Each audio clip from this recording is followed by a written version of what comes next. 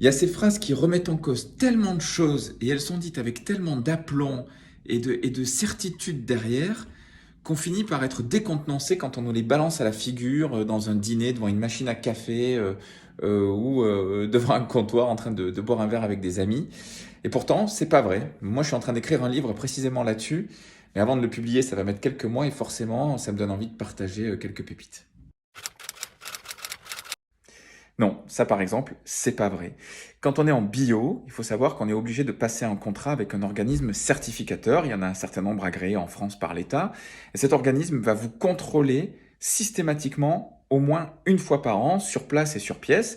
Donc ils vont vérifier vos factures, le registre de votre matériel, les conditions de stockage, de production aussi, pour s'assurer que vous respectez bien le cahier des charges bio. Et d'ailleurs, cette activité bio, vous devez aussi la déclarer auprès de l'agence bio.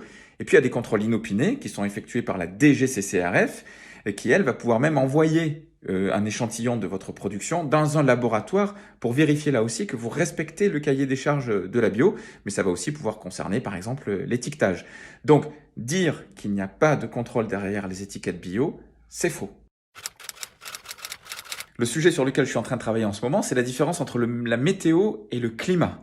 Ah oui, parce qu'en ce moment, il fait froid et on commence à entendre une petite musique. Ah ben, vous voyez, il n'y a pas de réchauffement climatique.